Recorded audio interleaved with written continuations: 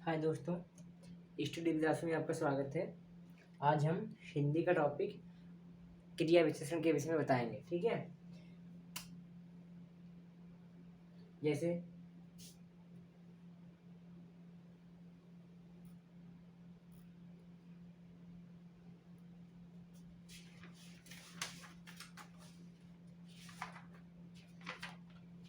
क्रिया विशेषण किसे कहते हैं और प्रयोग के आधार पर शब्दों के प्रकार बताए थे। ठीक है, प्रयोग नहीं दिख रहा है।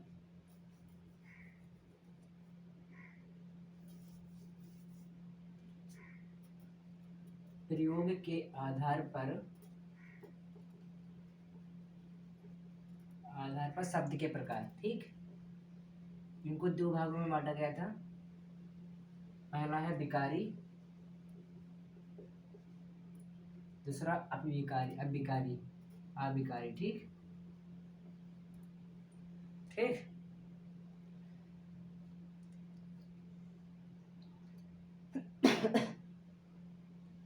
और इसको अव्यय भी कहते हैं। ठीक,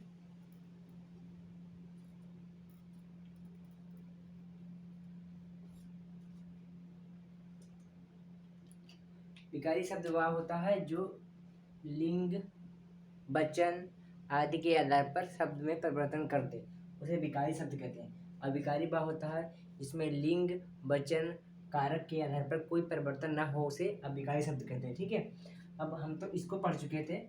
इसको पहले संज्ञा हुआ, सर्वनाम हुआ, ठीक, सर्वनाम, क्रिया और विशेषण। ठीक है, ये चार भागों में बांटा गया है।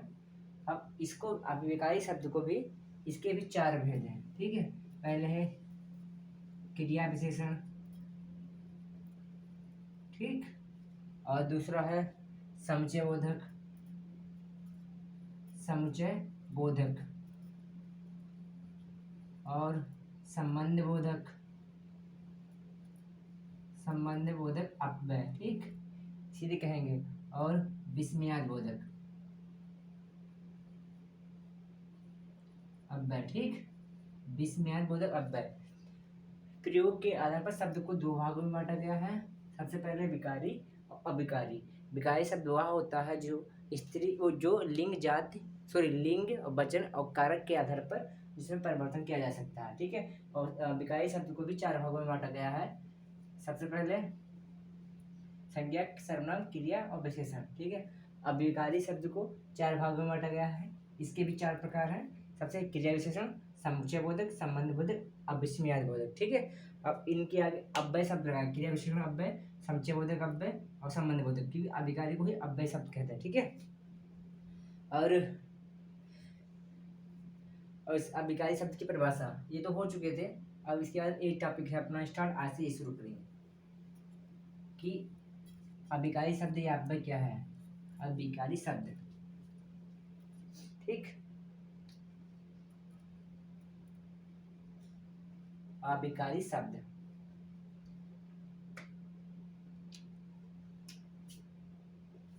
वे शब्द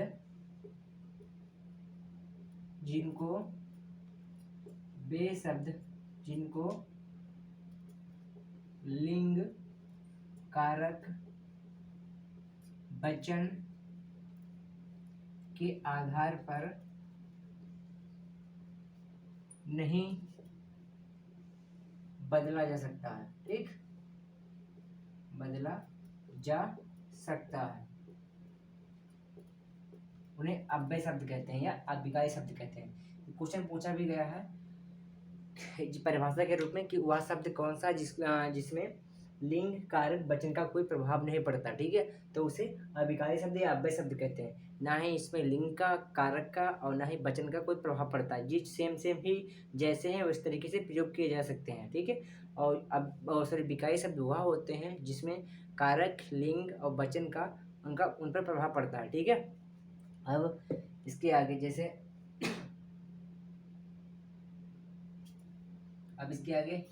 समुच्चय बोधक, संबंध बोधक और पहले क्रिया विशेषण। क्रिया विशेषण के कितने प्रकार हैं? क्रिया विशेषण, अव्यय, ठीक, उसका पहला भाग है। और इसके भी जैसे बे शब्द जो क्रिया की विशेषता बताते हैं, जो बे शब्द जो क्रिया की विशेषता, बे शब्द जो क्रिया की विशेषता बताते हैं उन्हें क्रिया विशेषण कहते हैं। बे शब्द जो क्रिया की विशेषता बताते हैं उन्हें क्रिया विशेषण कहते हैं। क्रिया विशेषण अव्यय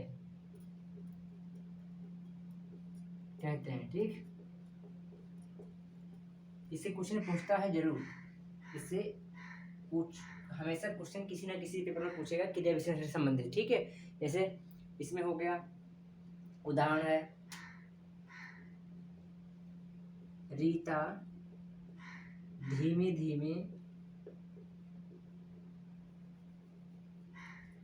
सॉरी मंद मंद, रीता मंद मंद मंद मुस्कुरा रही है, ठीक। तो मंद मंद क्या है? एक क्रिया विशेषण है, ठीक। ये जो शब्द है उसे क्रिया विशेषण कहते हैं, ठीक। मंद मंद है, धीरे धीरे है, ये सब क्रिया विशेषण शब्द हैं। जैसे घोड़ा की क्रिया की विशेषता बताई जाएगी कि घोड़ा तेज दौड़ता है। तो क्रिया है, दौड़ना है क्रिया, और तेज उसकी विशेषता, क्रिया की विशेषता बता रहा है कि वह तेज दौड़ता है। जैसे मान लीजिए हम ये शब्द कहें, जैसे वह तेजी से भाग रहा है, तो भागने की विशेषता बता रहा है कि वह भाग रहा है तेजी से, ठीक है। जैसे वह तेजी से भाग रहा है, तेजी से भाग रहा है, ठीक है, भाग रहा है। तो किस तरीके से भाग रहा है? तेजी से। तो किसकी विशेषता बताई जा रही है? तो भागने की विशेषता बताई जा रही है कि वह तेजी से है, ठीक है। तो क्रिया की ही विशेषता बताई जा रही है कि वह किस तरीके से कार्य कर रहा है, तेज है, धीमा है, और क्या बोलते हैं, किस तरीके से कार्य कर रहा है, तो वहाँ क्रिया की विशेषता बताई जाती है, ठीक है। उसके आगे श्याम धीरे धीरे, कोई जोर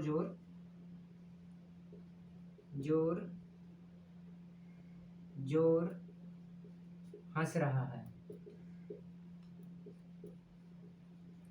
तो हंसने की विशेषता बताई जा रही है कि वो किस तरीके से हंस रहा है, जोर जोर से।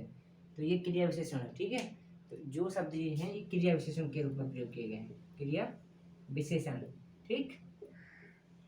ये शब्द क्रिया विशेषण है कि वह किस तरीके से हंस रहे हैं, जोर जोर से हंस रहा है। अब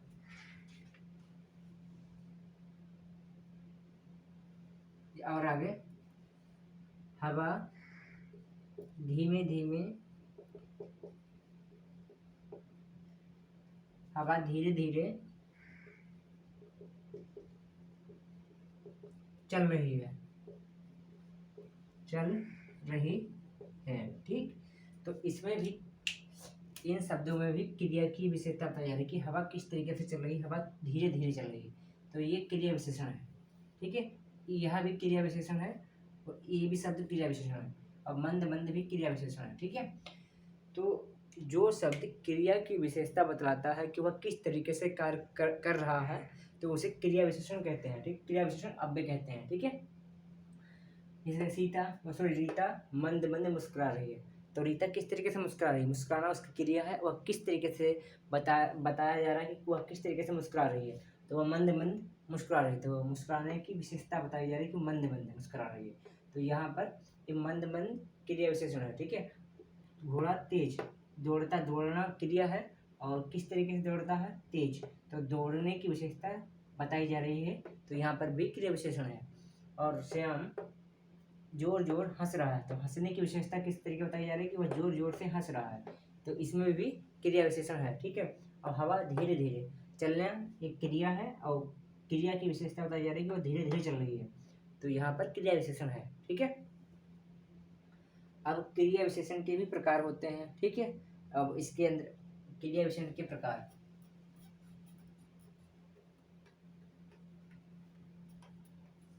यहाँ से क्वेश्चन एक उठाता है, पूछा जाता है कि क्वेश्चन अब आने के प्रकार किस तरीके से आता है, जोर जोर से पूछ रहा है, धीमे धीमे पूछ रहा है, तब अब है क्रिया विशेषण के प्रकार। सबसे पहले है क्रिया विशेषण के प्रकार।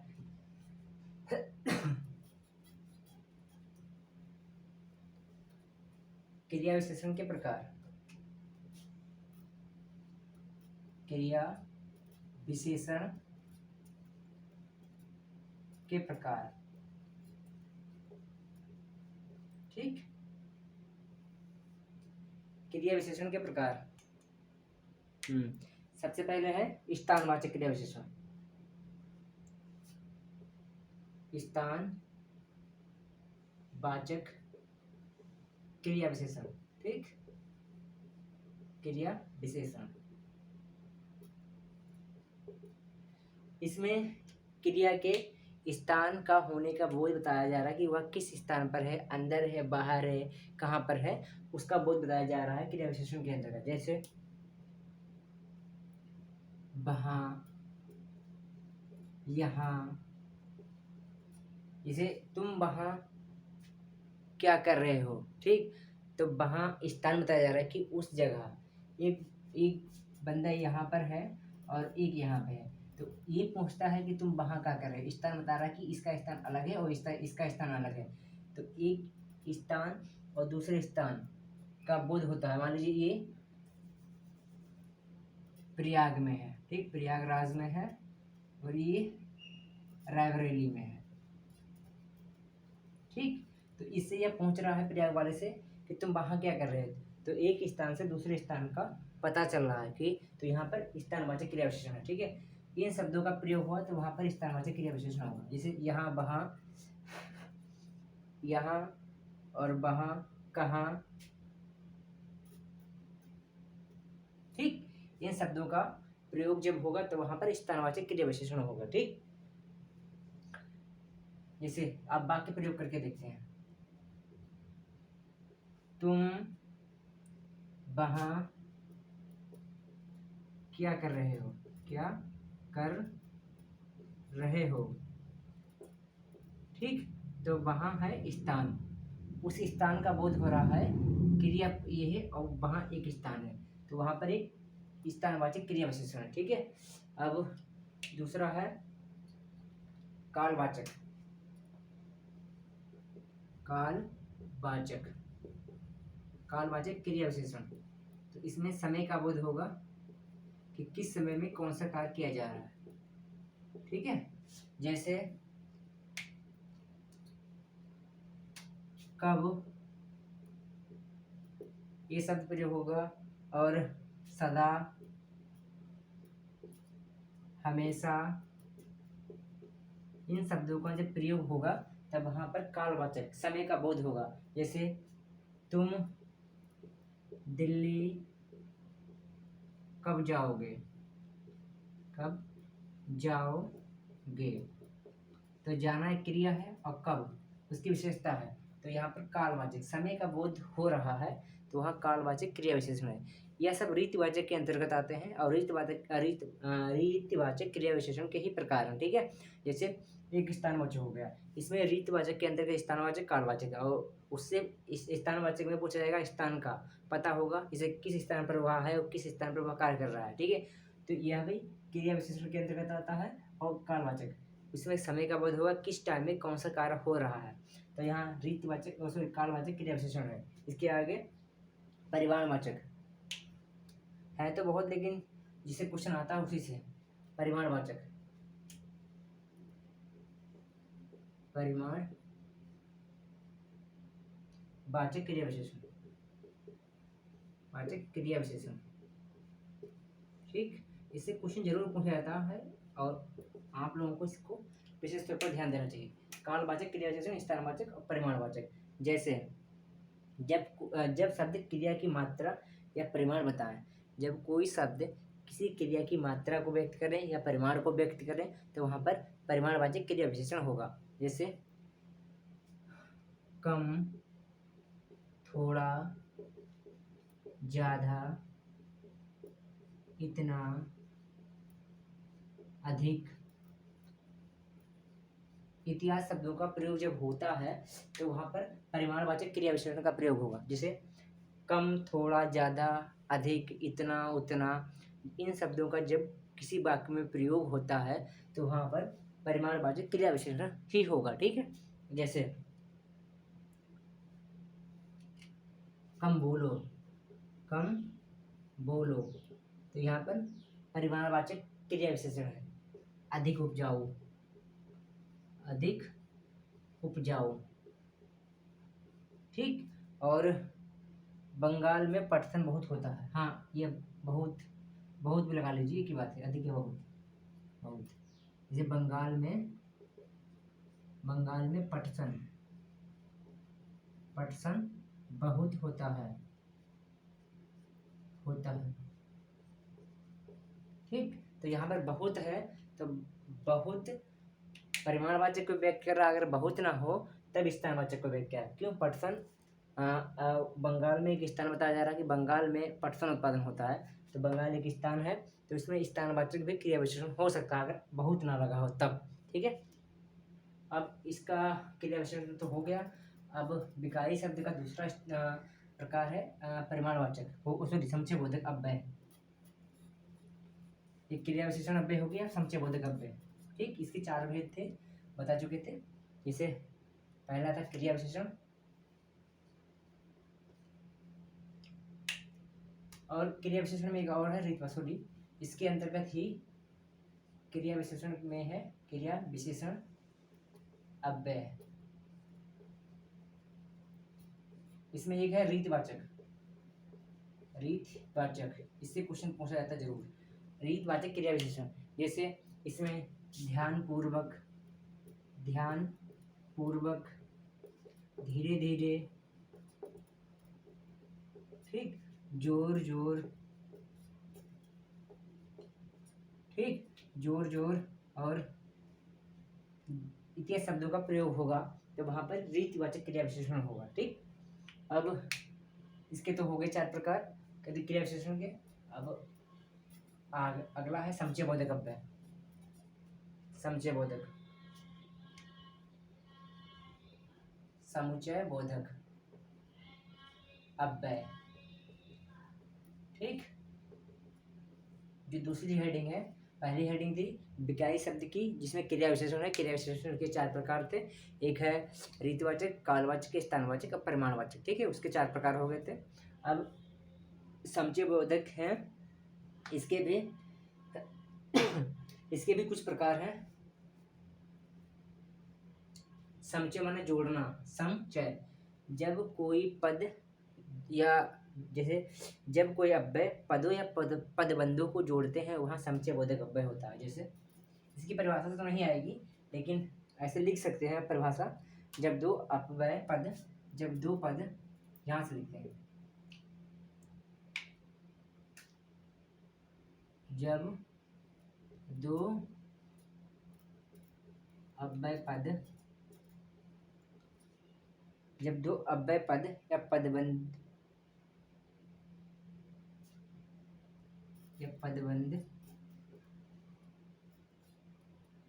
और उपवाक्य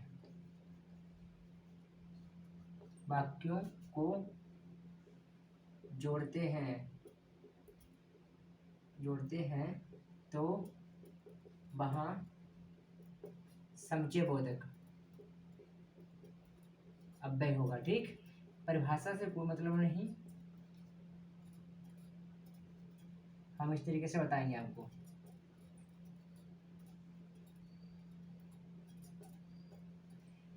परिभाषा इस तरीके से सुनिए, जैसे जब दो शब्द, मान लीजिए एक ए शब्द है एक ए शब्द है, जब दो शब्द को किसी शब्द के द्वारा जोड़ने का कार्य पूरा किया जाता है तो वहाँ समुच्चय बोधक अव्यय होगा। मान लीजिए एक है राम और मोहन, ये दो शब्द हो गए किसी ऐसे कंजक्शन के द्वारा, समुच्चय मूलक कंजक्शन ही होता है, किसी ऐसे शब्द के द्वारा जोड़े जाते हैं जो किसी समुच्चय अर्थ को व्यक्त करते हैं, पूरे अर्थ को व्यक्त करें, वहाँ समुच्चय बोधक अव्यय होता है। इस परिभाषा का कोई मतलब नहीं है। जब दो शब्द किसी ऐसे शब्द के द्वारा जोड़ा जाता है जो सार्थक अर्थ व्यक्त करता है, वहाँ समुच्चय बोधक अव्यय होता है। ठीक है, अब इसके प्रकार, जैसे समुच्चय बोधक अव्यय के प्रकार, समुच्चय बोधक अव्यय के प्रकार, जो परिभाषा आएगी उसको हम बता देंगे। के प्रकार, जैसे संयोजक हो गया पहला, संयोजक, ठीक, दूसरा, तीसरा, चौथा और चार ही है। संयोजक हो गया विभाजक, विभाजक, और संयोजक, विभाजक और विरोध दर्शक, विरोध दर्शक, ठीक। विरोध दर्शक बाद में परिमाण दर्शक, परिमाण दर्शक, ठीक। अब समुच्चय बोधक अव्यय के अंतर्गत इसके चार प्रकार हैं। चार प्रकार पूछा जाता है कि समुच्चय बोधक के कितने प्रकार हैं। समुच्चय बोधक के चार प्रकार हैं, ये क्वेश्चन पूछा जाता है। ठीक है, संयोजक, एक विभाजक, एक विरोध दर्शक, एक परिमाण दर्शक। संयोजक के अंतर्गत कौन कौन शब्द आएंगे, जैसे और हो गया, एवं हो गया, तथा हो गया, ठीक, बा हो गया, ठीक। ये शब्द समुच्चय बोधक के अंतर्गत आते हैं। ठीक, इन शब्दों का जब प्रयोग होगा तो वहाँ पर समुच्चय बोधक अव्यय होगा। ठीक, और विभाजक, विभाजक, विभाजक में या, वा, या और बा, परंतु, किंतु, ये सब विभाजक, जो बांटने का कार्य, वह शब्द जो किन्हीं दो शब्दों को बांटने का कार्य करता है उसे विभाजक कहते हैं। संयोजक, वह शब्द जब दो शब्दों को जोड़ने का कार्य करता है उसे संयोजक कहते हैं। संयोजक में कंबाइन, अंग्रेजी में इसी प्रकार के होते हैं। संयोजक और एवं, तथा, व, और विभाजक में या, व, परंतु, किंतु, ये शब्द आते हैं। ठीक है, और किंतु, ना कि, ठीक, किंतु, ना कि, नहीं तो, नहीं तो, ये शब्द आते हैं, तब विभाजक होगा। विरोधक में यहाँ पे परंतु नहीं, अथवा लिखिए, अथवा, इसमें आएगा परंतु, परंतु आएगा, ठीक, परंतु आएगा, किंतु नहीं, किंबा आएगा, सॉरी, ठीक, इसमें किंतु, परंतु, ये शब्द आएंगे। विरोध, विरोध परत होंगे। जैसे कोई दो शब्दों का जब कोई वाक्य, जब दो वाक्यों का कोई शब्द के द्वारा विरोध प्रकट किया जाता है तो वहां पर विरोध दर्शक होगा। किंतु, परंतु, लेकिन, लेकिन, इन शब्दों का जब प्रयोग होता है वहां पर विरोध दर्शक होगा। परिमाण क्या होता है, इसलिए, सो,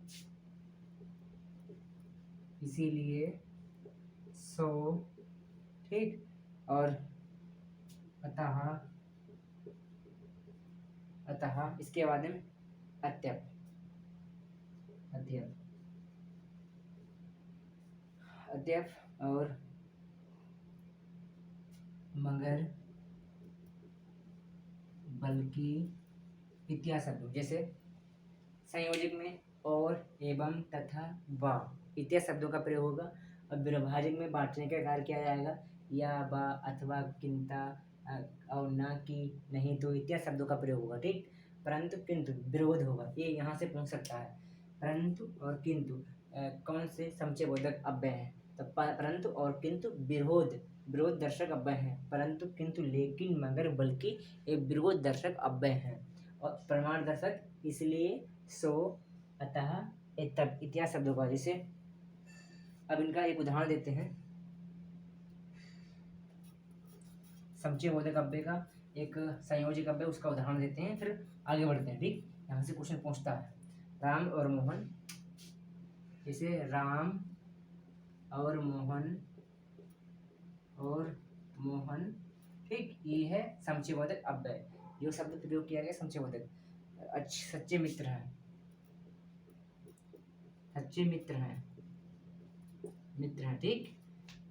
यहाँ पर ये है समुच्चय बोधक अव्यय, ठीक है। और समुच्चय बोधक अव्यय के बाद समुच्चय बोधक अव्यय है, उसका भी उसके भी 4 प्रकार हैं। तो उसमें संयोजक अव्यय है, ठीक है। तो ये संयोजक अव्यय है, संयोजक अव्यय, ठीक। अब समुच्चय बोधक अव्यय को भी पढ़ा दिया, इसके प्रकार भी बता दिए, और रीतिवाचक क्रिया विशेषण अव्यय को भी पढ़ा दिया, उसके प्रकार बता दे। अब बताएंगे संबंध बोधक अव्यय, ठीक। दोस्तों यहाँ से क्वेश्चन पूछा जाता है, झूठ नहीं करना, सही बताया, यहाँ से क्वेश्चन पूछा जाता है, आपको देखना पड़ेगा ध्यान से। विभाजक, समुच्चय बोधक, विरोधक और समुच्चय, इस तरीका से देखना होगा, ठीक। अब है संबंध बोधक, संबंध बोधक अव्यय, ठीक। ये तीसरा है अभिकारी शब्द का प्रकार, ठीक। इसमें संबंध बोधक अव्यय में वे शब्द जो संज्ञा अथवा सर्वनाम के साथ संबंध बताते हैं और इनको जोड़ने में, जैसे वे शब्द जो संज्ञा व सर्वनाम के साथ संबंध को व्यक्त करते हैं उसे संबंध बोधक अव्यय कहते हैं। इसके नाम से ही स्पष्ट हो रहा है, संबंध, किसी से जुड़ना या मेल मिलाप, ठीक। इसके नाम से स्पष्ट हो रहा है, संबंध या मेल मिलाप। वे शब्द जो संज्ञा व सर्वनाम, वे शब्द वो संज्ञा व सर्वनाम के साथ संबंध बनाते हैं, संज्ञा व सर्वनाम के साथ संबंध, वे शब्द जो संज्ञा व सर्वनाम के साथ संबंध बताते हैं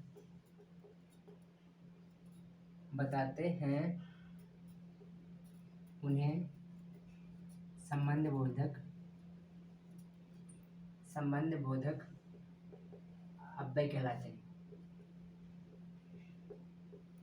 कहते हैं, ठीक। अब इसके प्रकार जैसे इनमें जो शब्द होंगे उनको देखिए, जैसे के आगे आएगा, के पीछे, ठीक, संबंध बता रहा है। के बाद, ठीक। के बाद दूर से, ठीक, दूर से, से दूर और से पहले, ठीक। और इसके बाद में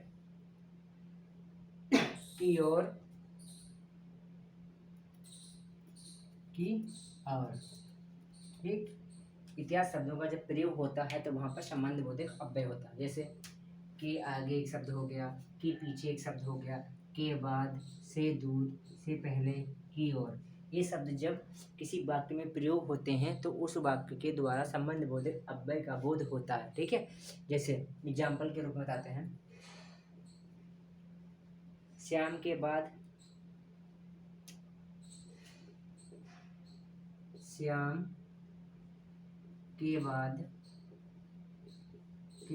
राम आएगा, ठीक।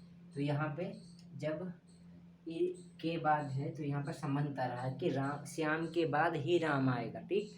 तो यहाँ संबंध बता रहा है, संबंध बोधक है, ये संबंध को व्यक्त कर रहा है, क्या, संबंध, ठीक है। जैसे नेहा के बाद, नेहा के पीछे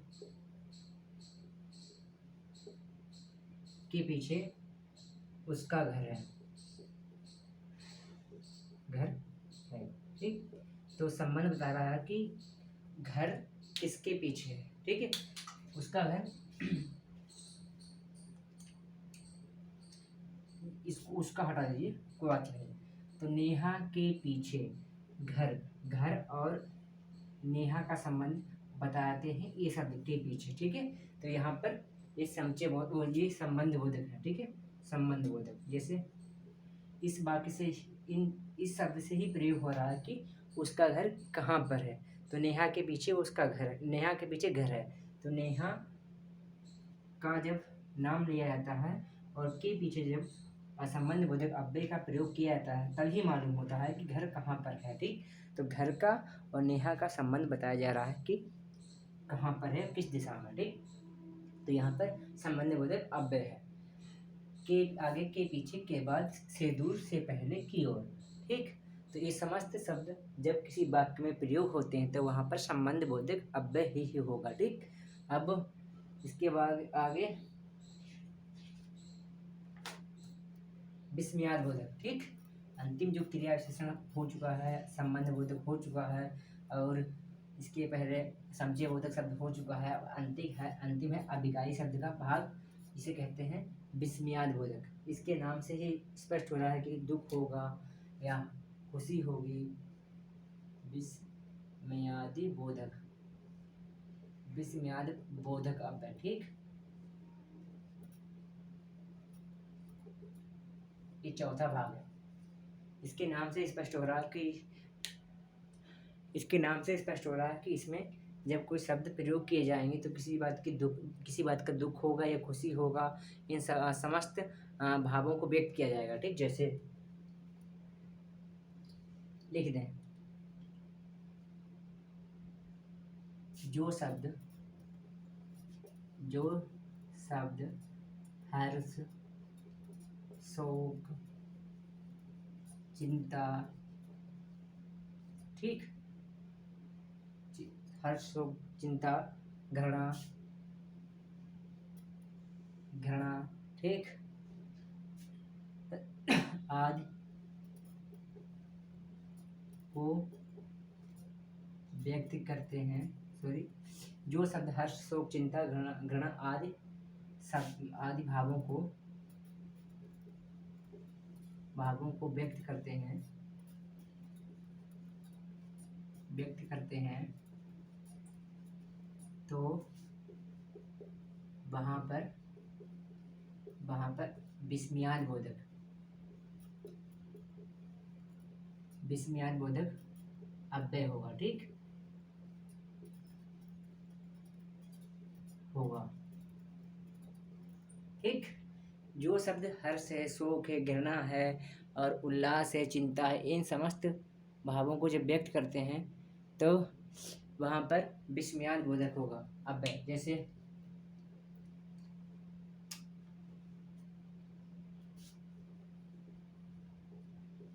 वह तुमने खूब कहा। ठीक, और इस चिन्ह का विस्मयाद बोधक चिन्ह जो इस तरीके से होता है, इसका प्रयोग जरूर किया जाएगा इनमें। ठीक, और जैसे अरे तुम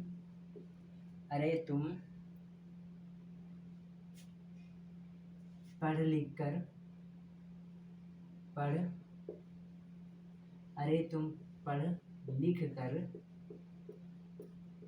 कर गाली देते हो। ठीक, इसके बाद में है छी इतना घृणित व्यवहार। ओ तुम इतने